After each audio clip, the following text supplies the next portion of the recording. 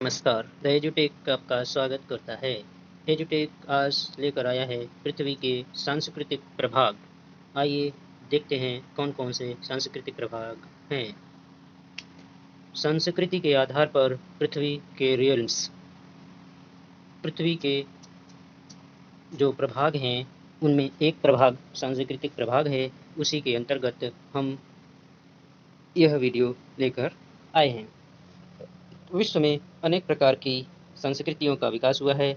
उन्हीं संस्कृतियों के अस्तित्व के आधार पर संपूर्ण विश्व को विद्वान कई प्रभागों में बांटते हैं, जिसका उल्लेख इस वीडियो में किया जा रहा है।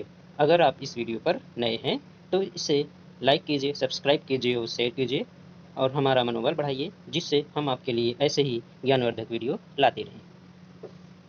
ये क्षेत्र व्यापक भौगोलिक क्षेत्र हैं, यानी जो आपके प्रभाग हैं वे व्यापक भौगोलिक क्षेत्र हैं, जहाँ लोग भाषा, धर्म, रीति रिवाज और परंपराओं जैसे समान सांस्कृतिक लक्षण साझा करते हैं। ये रियल्स सांस्कृतिक विविधता का वर्गीकृत करने और समझने का एक तरीका है। कुछ सामान्य रूप से मान्यता प्राप्त प्रमुख सांस्कृतिक प्रभाग निम्नलिखित हैं।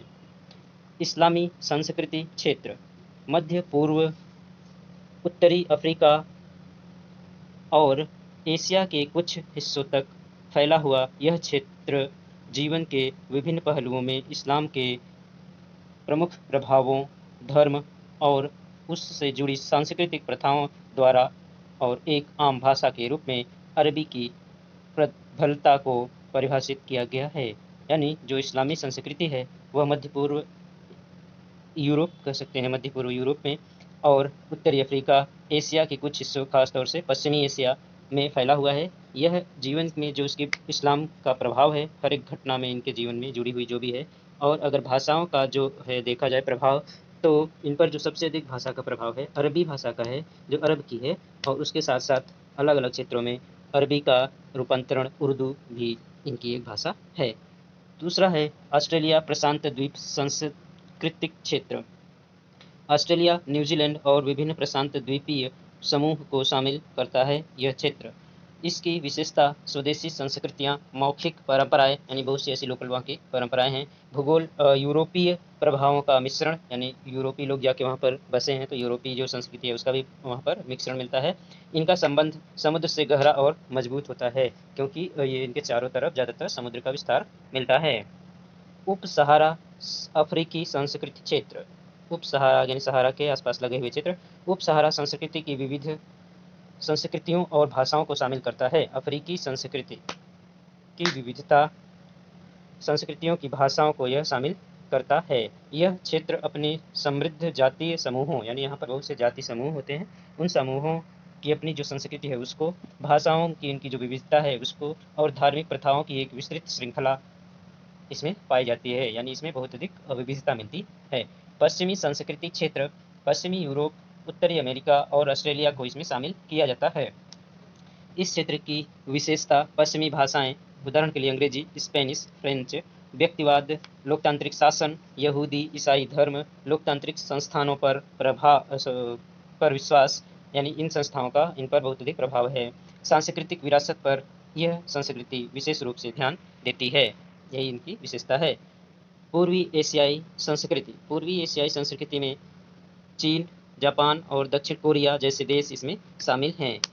इसकी विशेषता अपने कन्फ्यूशियस और ताओवादी प्रभाव और बौद्ध धर्म के साथ साथ महत्वपूर्ण भाषाई और अद्वितीय सांस्कृतिक प्रथाओं की विविधता है। यानी यहाँ पर देश हैं जो खासतौर से एकदम पूर्व में चीन का एकदम पूर्वी हिस्सा जो जापान और कोरिया के आसपास का है वह, और जहाँ पर इसकी जो धर्म है वह कन्फ्यूशियस, ताओ और बौद्ध धर्म है, और भाषाई विभिन्नता पाई जाती है, और जो उनकी संस्कृति है वह अद्वितीय है, क्योंकि वहाँ पर पूर्वी संस्कृति क्षेत्र, इसमें एशिया, विशेष रूप से पूर्वी एशिया और दक्षिण एशिया को शामिल करते हैं।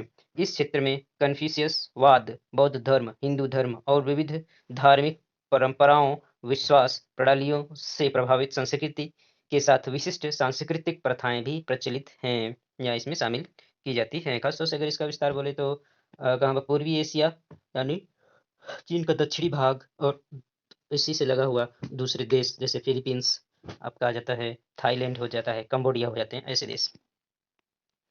लैटिन अमेरिकी सांस्कृतिक क्षेत्र मैक्सिको से दक्षिण अमेरिका तक फैला यह क्षेत्र स्वदेशी, यूरोपीय और अफ्रीकी सांस्कृतिक प्रभावों का मिश्रण प्रदर्शित करता है, जिसमें रोमन कैथोलिक धर्म प्रमुख धर्म की तरह है, जिसके परिणामस्वरूप एक जीवंत सांस्कृतिक टेपेस्ट्री बनती है। एक्चुअली क्या है कि हमें लैटिन अमेरिका में दास ले गए थे अंग्रेजों के द्वारा, तो यहाँ पर अंग्रेज गए यूरोपी, अफ्रीका से दास गए और वहाँ के जो निवासी थे मूल, उन सब का जो मिश्रण है वहाँ पर वो जनसंख्या पाई जाती है, इसलिए वहाँ पर जो जनसंख्या का इस तरीके का एक मिश्रण मिलता है। दक्षिण पूर्व एशियाई सांस्कृतिक क्षेत्र, यह थाईलैंड, वियतनाम, इंडोनेशिया, फिलीपींस जैसे देशों को मिलाकर बनाया गया एक प्रभाग है, जो दक्षिण और पूर्वी, जो पूर्व और दक्षिण एशिया का जो क्षेत्र था, उससे उसमें भी ये शामिल थे और यहाँ पर भी इनको शामिल किया गया है, क्योंकि ये विशेषता है जो उससे इस क्षेत्र में स्वदेशी परंपराओं और बौद्ध धर्म, हिंदू धर्म और इस्लाम धर्म के प्रभावों का अनूठा मिश्रण मिलता है। प्रशांत द्वीप सांस्कृतिक क्षेत्र, विभिन्न प्रशांत द्वीपों को शामिल करते हुए इस क्षेत्र की विशेषता स्वदेशी संस्कृतियां, मौखिक परंपराएं और समुद्र से एक मजबूत संबंध है। इसमें देखिए प्रशांत द्वीपीय सांस्कृतिक क्षेत्र, यह प्रशांत महासागर में आपके चले जाइए, न्यूगिनी से लेकर न्यूगिनी और ऑस्ट्रेलिया के पूरब में विस्तृत जो है द्वीपमाला, उनके ही समूहों को रखा गया है, जिनकी अपनी खुद की विशेषता स्वाभाविक है, क्योंकि वो एक दूसरे से बहुत ज़्यादा जुड़े हुए नहीं होते हैं। सागर हैं, सागर में स्थित छोटे छोटे द्वीप हैं, तो उनकी कुल मौलिक परंपराएं होती हैं यही, और उनका समुद्र से ज़्यादातर व्यापार होता है। सब कुछ यातायात का साधन उनके यहाँ दूसरे विश्व से जुड़ने का एक माध्यम है, तो इसलिए इनका मजबूत संबंध होता है। दक्षिण एशियाई सांस्कृतिक क्षेत्र, इस क्षेत्र में भारत, पाकिस्तान, बांग्लादेश और पड़ोसी देशों को शामिल किया जाता है। इस क्षेत्र की विशेषता हिंदू धर्म, बौद्ध धर्म और विविध भाषाई परंपराएं हैं। इस क्षेत्र पर विभिन्न क्षेत्रीय संस्कृतियों का भी प्रभाव चिन्हित होता है। तो इस तरह के, तो आज के लिए फिलहाल इतना ही। आगे फिर एक नए टॉपिक के साथ प्रस्तुत होंगे। धन्यवाद।